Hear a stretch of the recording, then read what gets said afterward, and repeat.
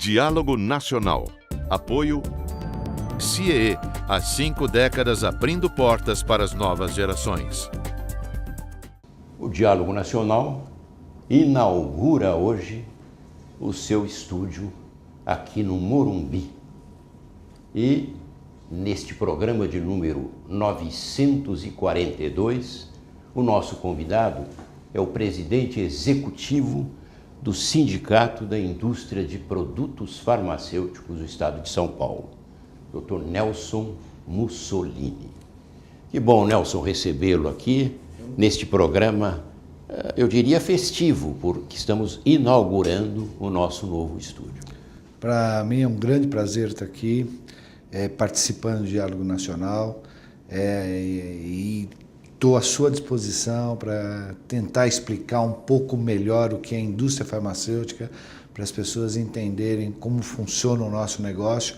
Nós temos um slogan: nós fazemos saúde dentro de caixinha. Esse é o nosso negócio, fazer saúde para a população dentro de caixinha. Então estou à sua disposição. Muito bom. O sindicato que o Dr. Nelson Mussolini é o presidente executivo conta com mais de 2.600 empresas associadas aproximadamente. Nós temos 240 empresas associadas. Dentro do setor farmacêutico brasileiro, nós temos perto de 300 indústrias farmacêuticas. Nós temos 240 associados. Representamos algo perto de 95% do market share da indústria farmacêutica no Brasil, que é a indústria farmacêutica de produtos genéricos, produtos inovadores, produtos similares, medicamentos isentos de prescrição. Dentro do Sindusfarma, nós temos todo o ramo industrial farmacêutico do país. A nossa entidade não defende, não discrimina capital. Para nós pouco importa se o capital veio do norte dos Estados Unidos ou se veio do norte do Brasil. O importante para nós é que o capital esteja aqui no Brasil, que o capital esteja gerando emprego no Brasil, gerando riqueza para o Brasil e trazendo ao Brasil novas tecnologias e novos insumos para a saúde. Essa é a nossa maior preocupação, a preocupação do Sindusfarma. O Sindusfarma tem uma outra característica, que é a característica educacional. Nós temos um DNA educacional. Nós somos a primeira entidade sindical brasileira a trabalhar efetivamente com a edição de manuais técnicos.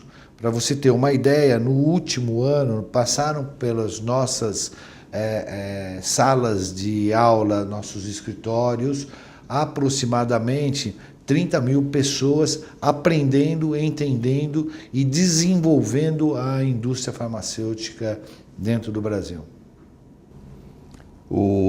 As empresas associadas do Sindusfarma, elas respondem por aproximadamente 95% do faturamento da indústria farmacêutica brasileira. Agora vamos conhecer um pouco mais as indústrias de produtos farmacêuticos. Quais produtos? Gostaria também que o Dr. Nelson falasse um pouco, atendendo solicitações de internautas. Os genéricos também participam? Qual é a segurança dos genéricos para o consumidor? As indústrias produtoras de genéricos fazem parte, também são associadas do Sindusfarma. Tem uma associação específica de genéricos, que é a Progenéricos, mas como o Sindusfarma abrange todo o setor farmacêutico, todas as empresas que fazem parte da Progenérico, que é presidida pela doutora Thelma Salles, também fazem parte do Sindusfarma. De fato, quando foi criada a legislação de genérico no Brasil, havia uma grande dúvida se o medicamento genérico tinha ou não tinha qualidade. A Anvisa, que é o órgão que regula a produção de medicamento no Brasil, além de outras coisas que a Anvisa faz, ela tem uma norma muito restrita, muito dinâmica sobre qualidade de produtos farmacêuticos. Então, hoje, para você ter um medicamento genérico no mercado, você precisa fazer uma série de testes que demonstram que ele tem dentro do seu organismo o mesmo perfil de dissolução, a mesma bioequivalência que o medicamento original, o medicamento que tinha a patente e que a patente expirou.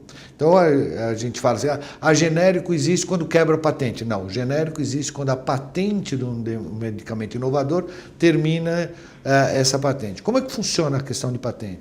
Patente no medicamento ela tem validade de 20 anos. Esse prazo começa a contar não no momento que o produto entra no mercado, mas começa a contar da bancada de desenvolvimento do produto. Na hora que o cientista mistura o produto A com o produto B e chega numa nova molécula ou num biofármaco, isso, a partir daquele instante começa a contar o prazo de validade de patente. Entre o momento em que ele mistura a molécula A com a molécula B para dar a terceira molécula, o prazo para colocar esse produto no mercado varia entre 8 e 12 anos. Se a sua empresa for uma empresa muito boa, se tiver técnicos muito bons, se todo o perfil de desenvolvimento do produto for efetivo e for dentro das boas práticas de desenvolvimento de medicamento, você consegue lançar em 8 anos. Se você, durante esse período, teve algum percalço, uma pesquisa não deu certo, alguma coisa assim, então o seu prazo pode passar para 12 anos. Mas se você tem uma excelente equipe, conseguiu lançar o produto em 8 anos.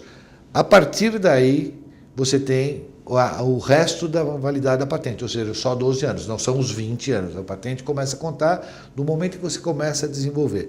Venceu a patente, o produto pode ter suas cópias, que são os genéricos. Os genéricos são cópias com todos os exames clínicos, os estudos clínicos para provar que o medicamento tem a mesma eficácia, a mesma segurança e o mesmo perfil de dissolução no seu organismo. Então, o genérico hoje no Brasil são produtos que têm a mesma característica que o produto inovador ou que o medicamento similar. Então, os nossos internautas podem ficar tranquilos. Podem, estão consumindo medicamentos de altíssima qualidade. Graças à criação da Anvisa, a Agência Nacional de Vigilância Sanitária, o Brasil evoluiu muito na produção de fármacos, de medicamentos no nosso país. Eu faço sempre uma comparação. Nós tínhamos uma indústria farmacêutica no Brasil que era uma indústria que não tinha regras muito claras. Seria a mesma coisa que você jogar futebol e um batia falta com a mão, o outro batia lateral com o pé, o goleiro podia pegar a bola fora da área. Quando a Anvisa se instituiu... Podia até fazer gol com a mão, né? Podia até fazer gol com a mão, como aconteceu recentemente. Mas quando nós criamos a Anvisa veio para criar exatamente as regras que tem a FDA, que é a agência americana, que tem a EMA, que é a agência europeia, instituir aqui no Brasil as mesmas regras. Com isso, nós conseguimos participar do jogo do Campeonato Mundial da Indústria Farmacêutica, porque aprendemos que falta se bate com o pé, que não vale marcar gol com a mão. Então, nós evoluímos muito a nossa indústria. Hoje, a indústria farmacêutica brasileira, graças à atuação da Anvisa, e isso não quer dizer que a Anvisa seja uma maravilha, tem os seus problemas, mas graças à atuação da Anvisa, nós temos fábricas aqui no Brasil, no mesmo padrão que nós temos fábricas na Alemanha, nos Estados Unidos, na Itália, na Europa, na Índia, na China. Aliás, as nossas fábricas são muito melhores do que nesses 2 últimos países que eu falei. A Anvisa é uma agência reguladora. Sim. As agências reguladoras, em geral, no Brasil, são muito criticados pelo viés político, que principalmente nos governos Lula, Dilma, acabaram acontecendo. E com isso, aquela ideia da agência regular e fiscalizar acabou ficando prejudicada. Mas, tudo indica, não é o caso da Anvisa. A Anvisa, vou perguntar isso agora ao Dr. Nelson, parece que destoa no bom sentido das demais agências e é uma agência modelo. É isso mesmo, doutor Nelson? Sim. Apesar da Anvisa ter indicações políticas, sim, sem dúvida nenhuma, a sua diretoria é por indicação política, porque os nomes são aprovados no Senado, então passa a ser uma indicação política. A Anvisa é uma agência que realmente se diferencia das demais, porque as pessoas que estão lá são técnicos. Por exemplo, o presidente atual da Anvisa é um técnico de altíssimo gabarito que trabalhou em vários governos, vários ministros, e não tem um partido político. Os demais diretores, todos eles são diretores que trabalhavam na agência, que já trabalharam na agência, ou seja, a agência realmente teve uma profissionalização muito boa. Isso, mais uma vez, não quer dizer que não tenha problemas. Nós temos uma série de problemas dentro da Anvisa que a gente vai ter que debater bastante para melhorar o padrão de prazo de tempo que a Anvisa precisa ter. A indústria de produtos farmacêuticos no Brasil, evidentemente como as demais indústrias que dependem de matéria-prima ou de insumos importados, tem o problema dos princípios ativos, consequentemente das patentes. Isso tem se constituído em obstáculo ao pleno desenvolvimento da indústria de produtos farmacêuticos? Então, nós temos um problema sério no Brasil, Rui, que nos governos passados, e isso remonta à década de 80, não se investiu na fabricação de insumos farmacêuticos do Brasil. O Brasil hoje é dependente, altamente dependente, da indústria de insumos internacional, principalmente indiana e chinesa.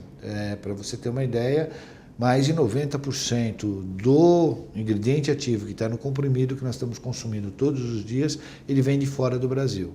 Então, são essas empresas que fabricam esses produtos, são regulados pela Anvisa, a Anvisa vai lá, faz fiscalização e demonstra que os produtos são bons, mas nós temos um problema muito grave em relação a isso. Nós não temos uma indústria química de produtos farmacêuticos.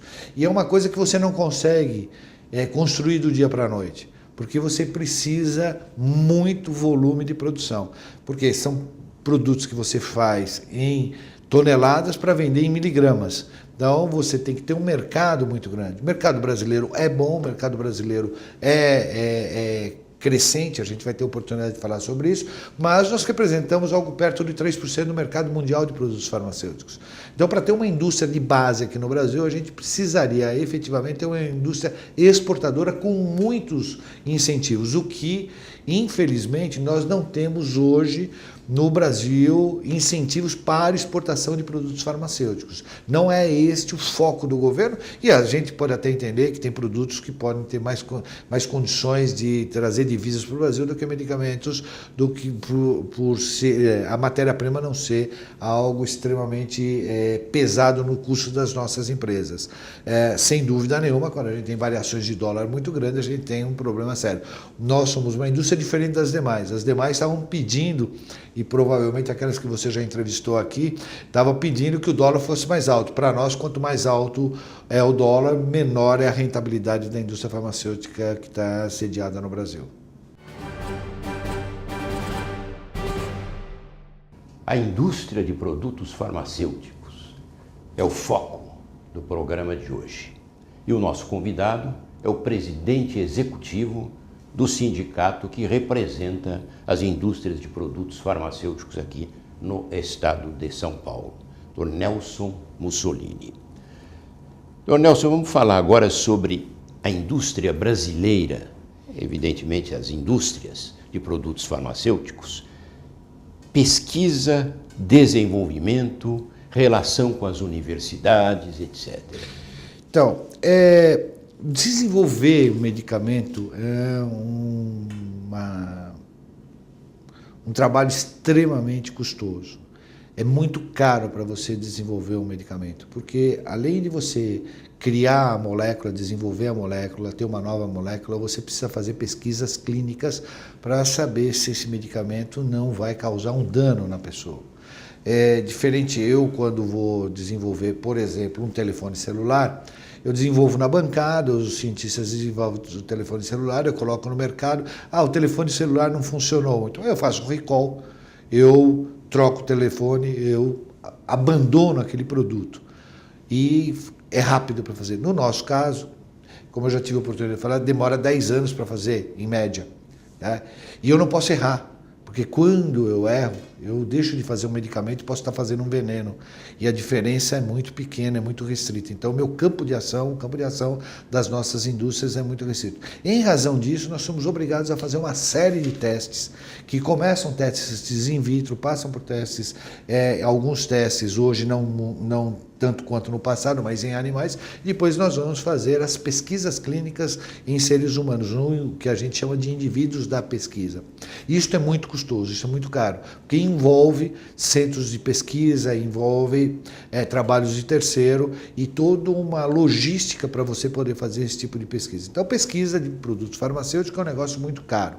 O Brasil tem um campo muito vasto para fazer pesquisa que a gente chama pesquisa fase 3, que já é pesquisa nos indivíduos, porque nós temos um grupo, uma população muito grande, uma população com várias diferenças, então você está testando para uma gama muito grande de pessoas, e nós temos centros de pesquisa de altíssima qualidade, como na Universidade de São Paulo, na Universidade no Rio Grande do Sul, a Universidade do Fundão no Rio de Janeiro, ou seja, nós temos centros de pesquisa de fase 3 muito positivos. Por que a pesquisa não é tão grande no Brasil? Porque nós temos problemas burocráticos monstruosos. Enquanto, para você ter uma ideia, na Coreia do Sul se aprova uma pesquisa em 30 dias, aqui no Brasil às vezes demora um ano para se aprovar uma pesquisa. E como é que funciona a pesquisa clínica?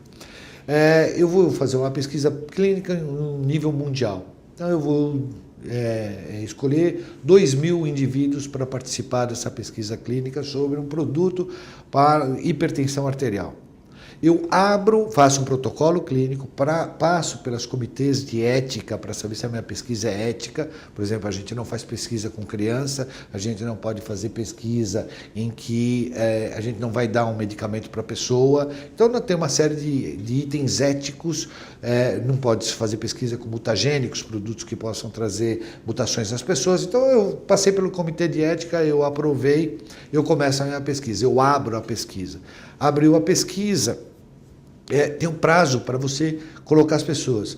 Quando eu gasto 90 dias para abrir uma pesquisa nos Estados Unidos, de 80 a 120 dias para abrir uma pesquisa na Europa, e na Coreia, como eu falei, só 30, eu abri o prazo para colocar 2.000 pessoas. Aqui no Brasil demorou um ano. Quando eu tenho a pesquisa aprovada no Brasil, na grande maioria das vezes, a pesquisa já se fechou porque já atingiu o número de 2.000 pessoas.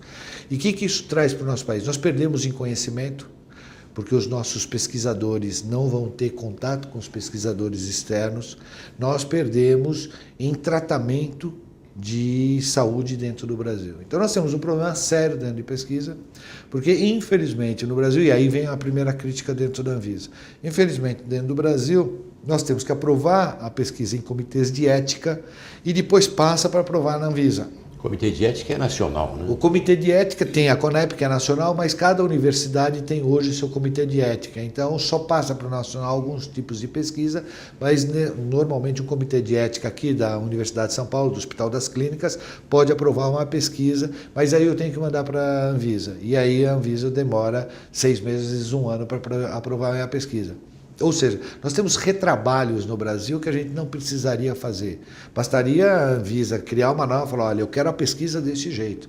E as indústrias, as empresas teriam que seguir aquele padrão da Anvisa, que normalmente já é fixado pelos comitês de ética. Mas precisa ser aprovado.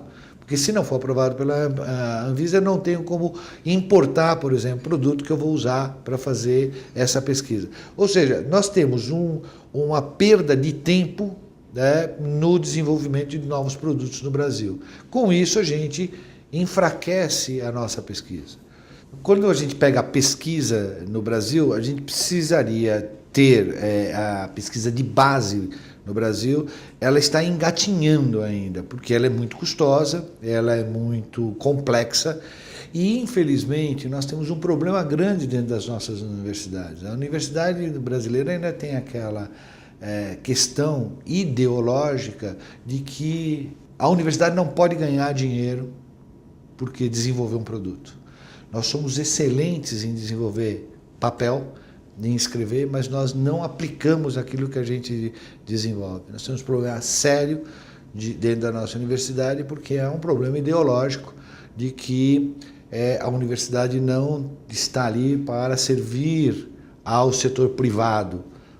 O que é um erro quando você olha, por exemplo, nos Estados Unidos, que a universidade é mantida pelo setor privado, que paga royalties pelas descobertas que as universidades fazem nos Estados Unidos e em toda a Europa. Aqui no Brasil há esta dificuldade muito grande. O nosso docente, ele se sente desprestigiado se ele estiver ganhando dinheiro do setor privado. Aquilo é como se ele estivesse se prostituindo para fazer pesquisa para o setor privado. Isso é muito ruim, a gente precisa realmente melhorar o nosso patamar de troca de conhecimentos. Tá? Hoje a gente poderia ter uma universidade muito melhor, com laboratórios muito mais avançados, se a gente tivesse uma troca dentro de toda a ética, dentro de todos os compliances e todas as empresas da universidade, se a gente pudesse trocar toda essa informação entre universidade e setor privado. Sem dúvida nenhuma, isso seria para o nosso país e para a nossa população um avanço muito grande. Eu não tenho dúvida que a gente vai chegar lá, né? Mas ainda temos que caminhar um bom pedaço para tirar todas essas questões ideológicas do meio do caminho.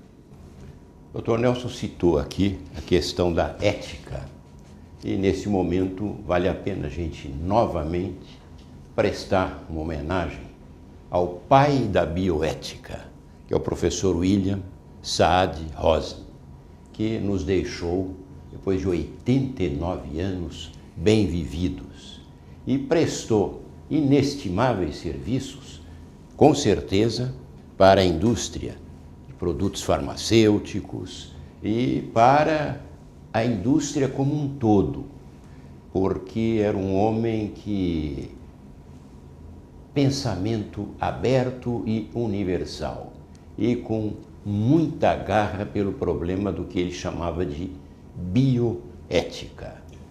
Dr. Nelson preside um sindicato de produtos farmacêuticos que, inclusive, preza muito por esse aspecto da ética nos negócios, tanto que integrou ou integra até hoje a Ético, né? É um instituto voltado a estudos desenvolvidos sobre o problema da ética. É hora de chamarmos o Alexandre Altenfelder para nos dar a boa notícia desta semana.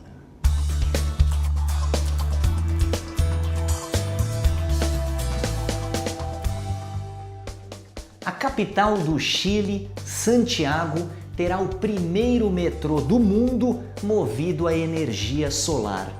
E para gerar a energia necessária, o projeto contará com uma usina solar exclusiva e de alta eficiência. Isso mostra o compromisso do nosso vizinho Chile com um mundo mais sustentável, um transporte público que é alimentado por uma energia limpa e eficiente. A construção começará no segundo semestre de 2016, portanto agora, e ficará pronta ao final de 2017. E por tudo isso, essa não poderia deixar de ser a boa notícia do Diálogo Nacional desta semana. Semana que vem eu volto selecionando mais uma boa notícia para elevar a sua e a nossa autoestima. Fique ligado e até lá!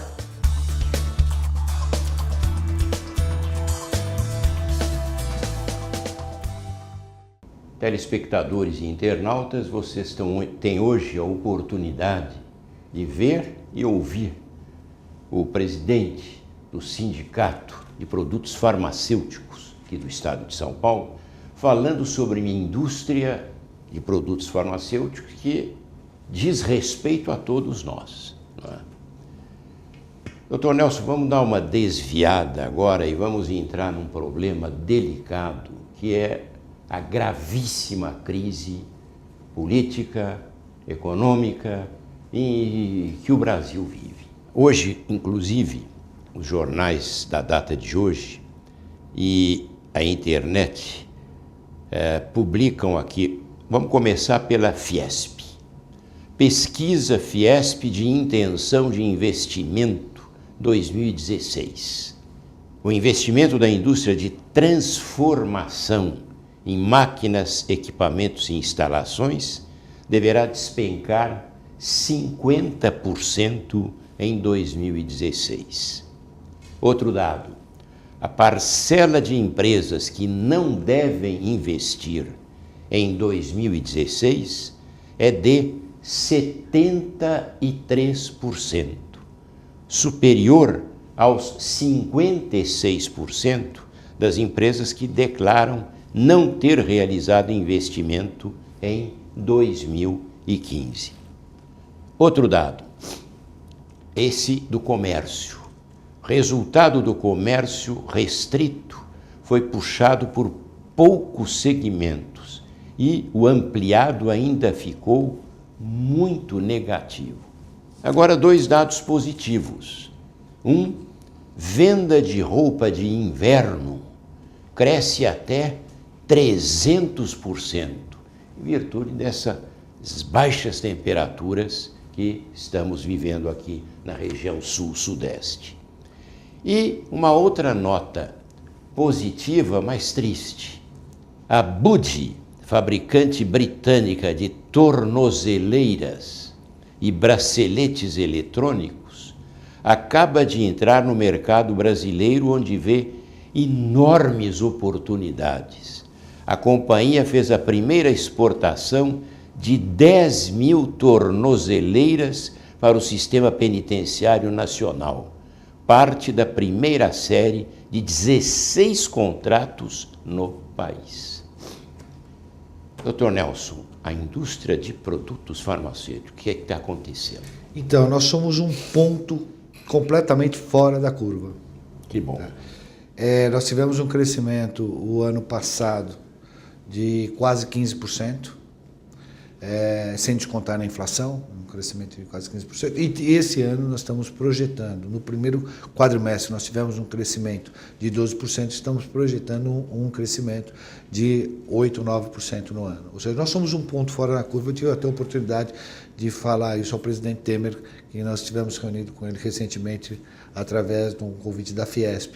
E ele até marcou, ele falou assim, você é da empresa, do setor que está crescendo. Nós somos um setor que está crescendo.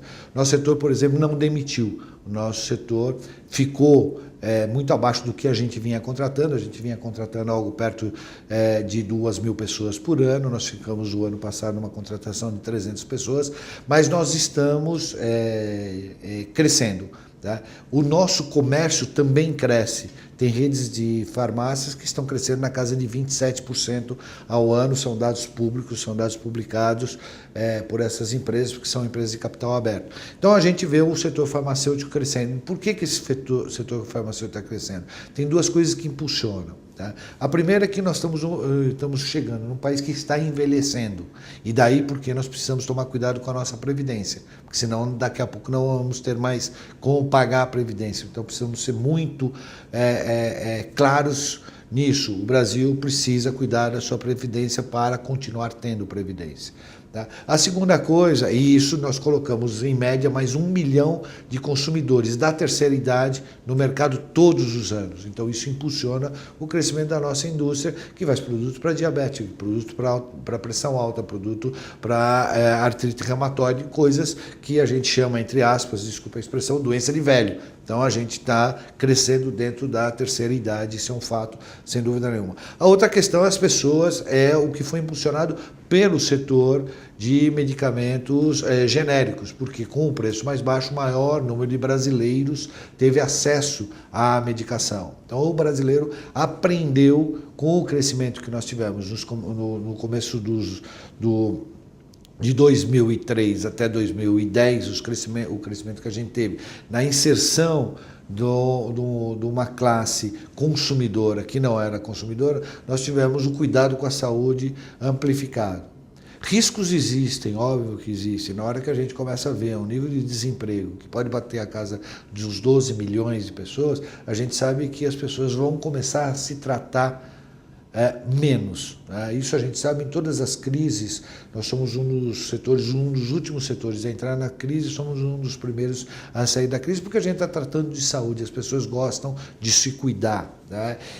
Mas a gente sabe muito bem que os planos de saúde estão começando a sofrer com perda de vidas dentro dos planos de saúde justamente por causa do desemprego. E isso vai afetar o nosso negócio, porque se as pessoas vão menos ao médico, elas não se tratam tão bem. Se elas não se tratam tão bem, elas podem ter risco maior à saúde. O governo precisa entender e precisa fazer, ele tem que incentivar a assistência farmacêutica. É muito melhor você entregar uma caixa de medicamento para uma pessoa do que você ter que tratar essa pessoa dentro de um leito de hospital. É muito mais caro tratar um leito de hospital.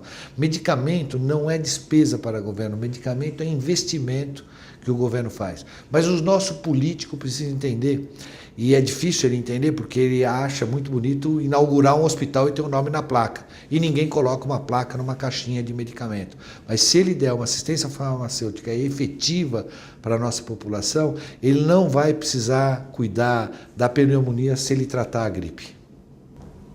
Preço dos medicamentos. E quais são os maiores entraves hoje para o desenvolvimento da indústria de produtos farmacêuticos, como, por exemplo, carga tributária, taxa de fiscalização e outros que o senhor possa apontar? Então, vamos falar de preço de medicamento no primeiro momento. O nosso setor, a indústria farmacêutica, é o único setor que tem seu preço controlado pelo governo. Nos últimos anos, a gente tem tido um aumento de preço muito abaixo da inflação. Nesse último ano, nós tivemos um aumento de preço que tentou recompor um pouco os nossos custos. Porque não adianta, se a indústria não tem rentabilidade, ela não investe em novos produtos. Se ela não investe em novos produtos, ela traz um prejuízo muito grande para a população. A gente tem que correr sempre atrás do desenvolvimento industrial. Então nós precisamos ter novos produtos no mercado para curar as novas doenças que aparecem no mercado. Então nós tivemos durante os últimos 10 anos, o IPCA de medicamento foi muito abaixo do IPCA geral da população. Tá? Neste último ano nós tivemos um aumento de preço de medicamento que ficou acima do IPCA agora em abril, a partir de 1º de abril. Nós tivemos um aumento de 12,5%. Esse aumento não quer dizer, nós estamos autorizados a praticar um aumento até 12,5%. Os primeiros estudos que a gente tem, sabe-se que nós não praticamos aumentos superiores a 10%. Então nós temos a indústria farmacêutica, em razão da própria concorrência que existe, ela não tem aplicado os aumentos de preço necessários. Mas para você ter uma ideia, no último ano a energia elétrica subiu para a nossa indústria 71%. O dólar que compõe, como eu falei anteriormente, quase 90%, 95% da nossa matéria-prima que a gente traz de fora, subiu 48%. Então nós estamos enfrentando uns aumentos de custo muito forte. A nossa mão de obra, o ano passado, teve um crescimento de 8,5%, contra um reajuste médio o ano passado de preço de 3%. Ou seja, nós estávamos, o empresário, o capitalista, o que toca, o que investe no negócio, estava vendo um retorno do seu capital muito menor. Um capital de altíssimo risco, porque se um medicamento não dá certo, nós temos indenizações monstruosas para pagar, temos problemas sérios com relação a isso. Então a nossa indústria é uma indústria que estava sofrendo muito e esse ano a gente teve uma recomposição de preço que não atingiu os patamares que a gente necessitava, mas sem dúvida nenhuma traz um pouco de fôlego para que a gente possa continuar colocando no mercado medicamentos para salvar a vida das pessoas. Mas nós temos um problema seríssimo no nosso país. Nosso país é o único país do mundo que cobra 1/3 do preço do medicamento a imposto. 1/3? 1/3, 33%, 33,9% do preço do medicamento é imposto.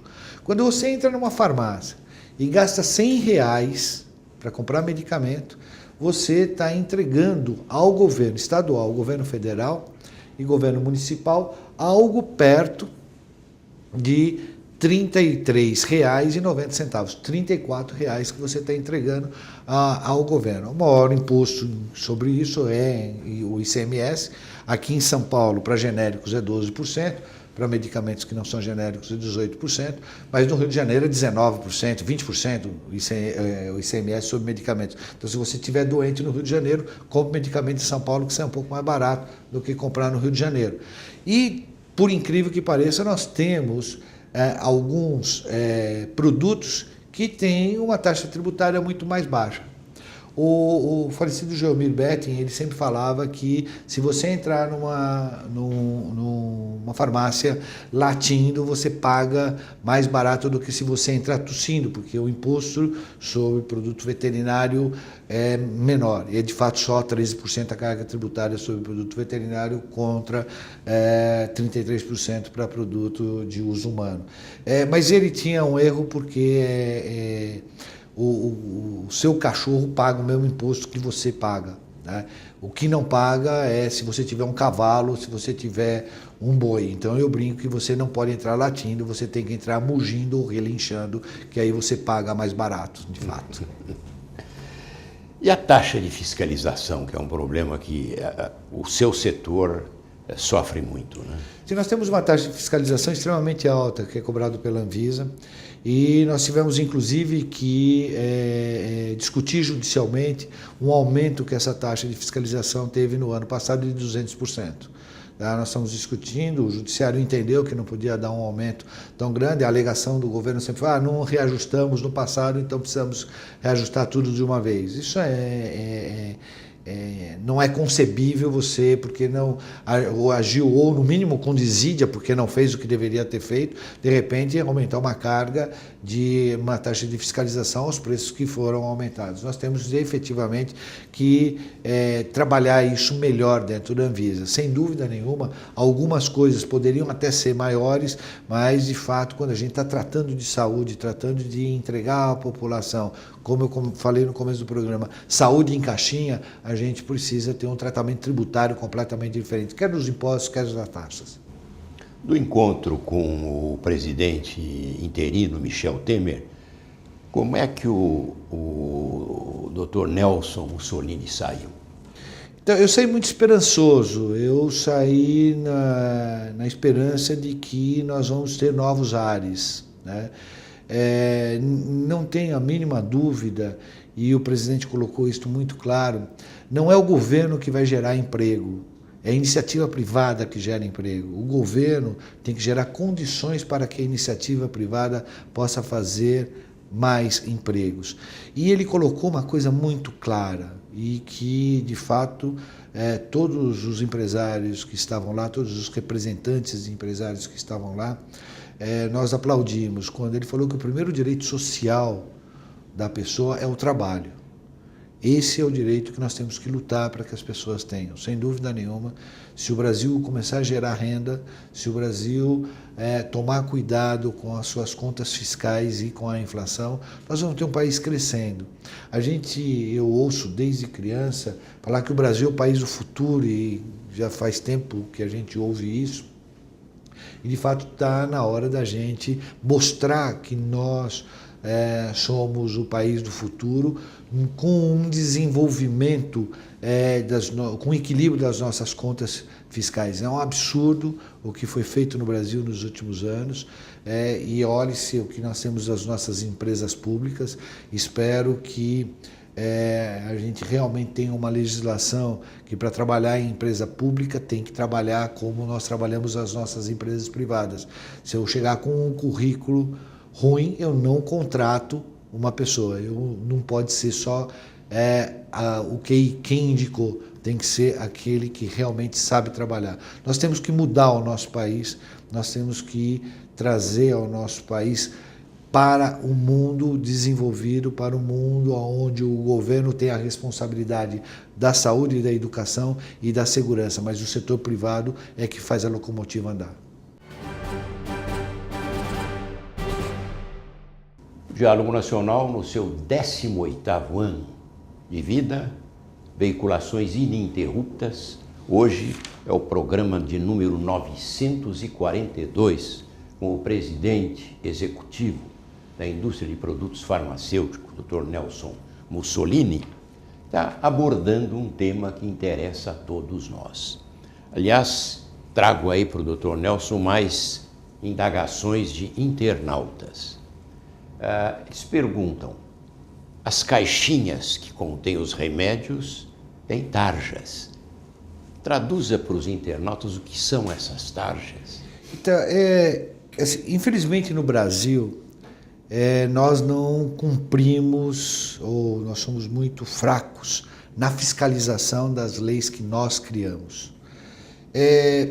Eu sempre digo que a taxa de medicamento, ela foi criada em 74, 76, entre 74 e 76, que colocou uma tarja vermelha na caixinha de medicamento, e naquele momento não era propaganda política, porque se fosse propaganda política a tarja seria verde, mas foi uma tarja vermelha para quê? Para chamar a atenção. E era uma tarja que falava assim: atenção, atenção, senhores vendedores de medicamento, não vendam este produto sem receita médica. E falava para a população: atenção, senhores consumidores de medicamento, só comprem este produto da tarja vermelha mediante receita médica. Infelizmente no Brasil, esta regra não é aplicável. Eu tive recentemente, há uns 3, 4 anos atrás, na África do Sul. E entrei numa farmácia, e a farmácia vendia de macaco empalhado ao uísque, vinho, isqueiro, cigarro, e vendia medicamento também. Até medicamento. Até medicamento. E a minha filha estava com uma dor de garganta, e eu, como um bom brasileiro, cheguei lá já com a receita na minha cabeça. Apesar de ser advogado de profissão, eu cheguei lá com a receita na minha cabeça que ela precisava tomar algum antibiótico para a dor de garganta dela. Quando eu pedia o antibiótico naquele lugar que vendia macaco empalhado e uísque, ele me falou assim: e a receita médica? E eu falei: eu não tenho a receita médica. Ele falou: mas como você não tem receita médica, eu não posso te vender. Eu falei: não, mas eu sou brasileiro, porque a gente acha que, falando a palavrinha mágica, eu sou brasileiro, vamos resolver todos os problemas. E a pessoa falou: bom, eu posso indicar um médico para você. Tive que ir no médico, o médico deu a receita médica, fui lá, aviei a receita, recebi o medicamento e tratei minha filha. Aqui no Brasil, as nossas farmácias são maravilhosas. Há uma fiscalização de que não pode se vender um monte de coisa dentro da nossa farmácia, mas se vende medicamento sem receita médica, o que é um absurdo. A nossa entidade defende que medicamento com tarja vermelha tem que ser vendido mediante receita médica. Há os medicamentos isentos de prescrição. Os medicamentos isentos de prescrição são aqueles que foram testados e retestados e sabem que não trazem danos à saúde do consumidor se tomado de acordo com o que está discriminado na bula dela ou na orientação do farmacêutico. E a caixinha não vem nenhuma tarja. E a caixinha não tem nenhuma tarja. Tá? Esses medicamentos que são para males menores, uma exposição estomacal, uma dor de cabeça, um resfriado, uma gripe, são medicamentos para isso. Que no mundo inteiro são medicamentos em que eles não são reembolsáveis pelo governo no resto dos demais países do mundo. Então, no Brasil, e nós não fiscalizamos. E não adianta falar assim: mas a cultura do brasileiro é diferente. Não, porque a cultura do brasileiro também não era usar cinto de segurança. A partir do momento que teve fiscalização, teve retorno e a população entendeu que é necessário usar cinto de segurança. A cultura do brasileiro era fumar em qualquer lugar. Hoje não se fuma em lugar nenhum, porque teve uma fiscalização efetiva. Então, a Anvisa, ela precisa, e esse é um dos lados que a Anvisa precisa melhorar e muito, é na fiscalização da pós-venda, na fiscalização do produto no mercado. A Anvisa precisa fiscalizar como estão sendo aviadas as nossas receitas, como nós estamos desenvolvendo nesta área de uso correto dos medicamentos, uso responsável dos medicamentos. E a tarja preta? Tarja preta são aqueles produtos que causam algum tipo de dependência ou que podem trazer um dano à saúde da pessoa. Esse sim, no Brasil, eles têm a receita retida. Mas aí foi um grande erro, porque a partir do momento que eu tinha a tarja vermelha, que deveria ser exigida a receita, como ninguém cumpria a tarja vermelha, se criou a tarja preta. Ou seja, eu criei mais uma regra. E hoje a farmácia tem que guardar um monte de receita lá. Se desde o começo, como acontece em todos os países do mundo, nós tivéssemos cumprido a legislação da tarja vermelha, eu não precisaria da tarja vermelha com receita retida, não precisaria da tarja preta, eu estaria tendo uma assistência farmacêutica efetiva para a nossa população. Dr. Nelson, das categorias de produtos farmacêuticos, quais são as mais consumidas? Então, nós temos, sem dúvida nenhuma, produto para hipertensão arterial, é um dos carros-chefes da indústria farmacêutica, produtos para diabetes, ou seja, são aqueles produtos que eles começam a ser consumidos mais por pessoas que têm um pouco mais de idade, como eu já falei. Então, a gente tem hoje uma população mais idosa no nosso país, então nós temos uma série de produtos que são mais consumidos. Esses são consumos em unidade. Em valores, sem dúvida nenhuma, são os produtos oncológicos, porque eles são muito específicos, são uma pesquisa muito demorada, uma pesquisa extremamente complicada para se fazer, e há necessidade de se ter um retorno sobre o capital investido. Como eu falei no começo, nós podemos gastar US$1 bilhão para desenvolver um novo fármaco, e precisa ter o retorno disso. Há aqueles que defendem que o governo deveria fazer pesquisa de medicamento. Eu sou frontalmente contra isso. Acho que os laboratórios públicos devem sim ser um regulador de mercado, devem conhecer como se faz os produtos, mas não competir com a indústria, porque entre investir US$1 bilhão para descobrir um novo medicamento e investir US$1 bilhão em saneamento básico, o governo vai salvar muito mais vidas se investir em saneamento básico. Eu me lembro que, quando eu era menino, andava nos bondes aqui de São Paulo, e os bondes, em geral, traziam propagandas que eu guardo até hoje.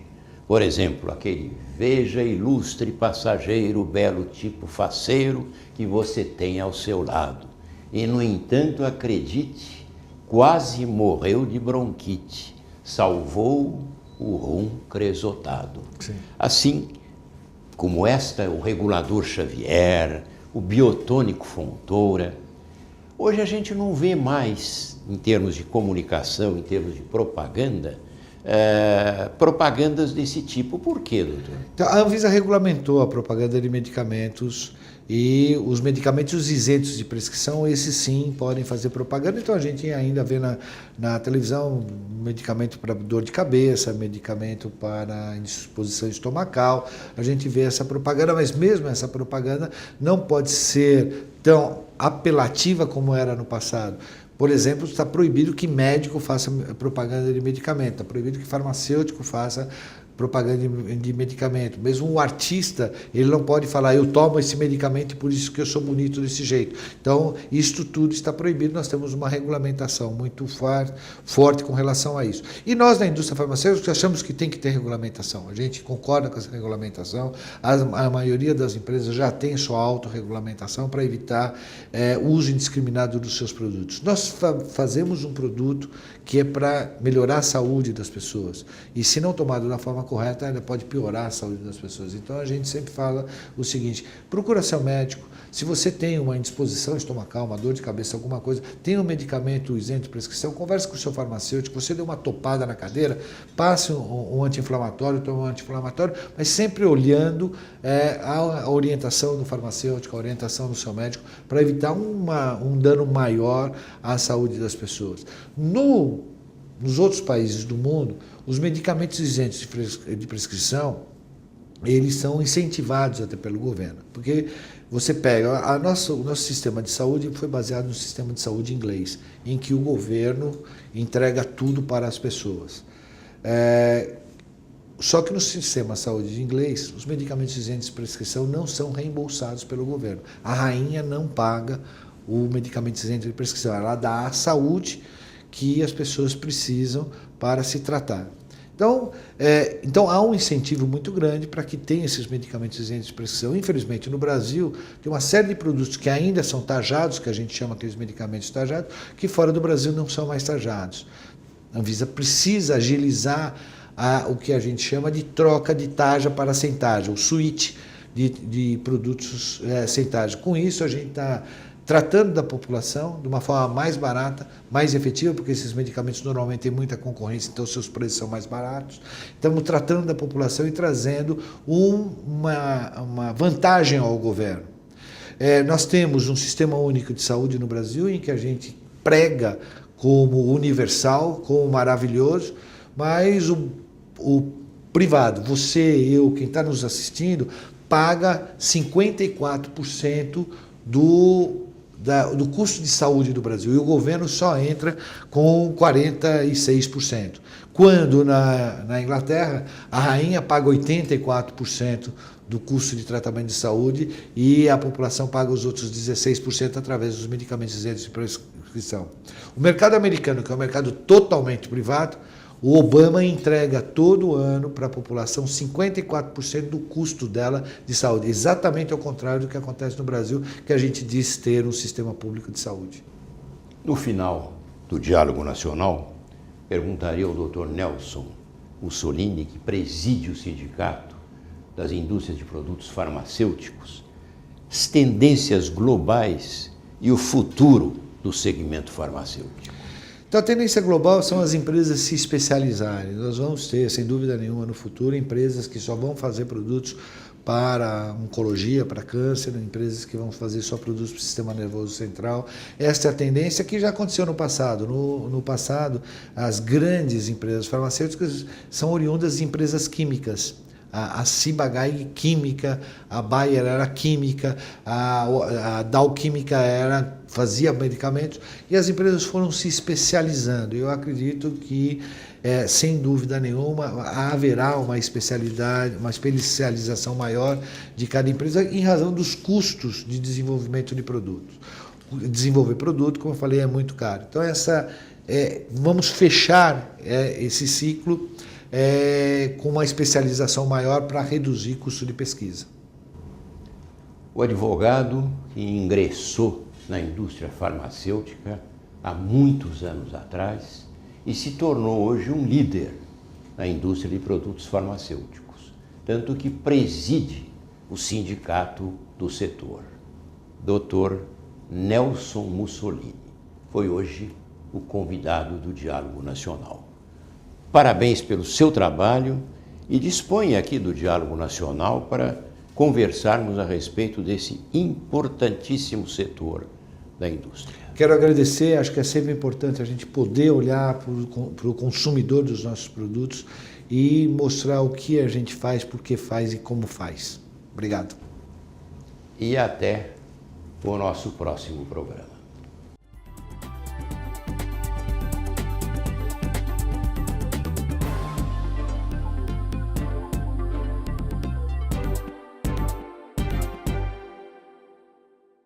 Diálogo Nacional. Apoio CIEE, há 5 décadas abrindo portas para as novas gerações.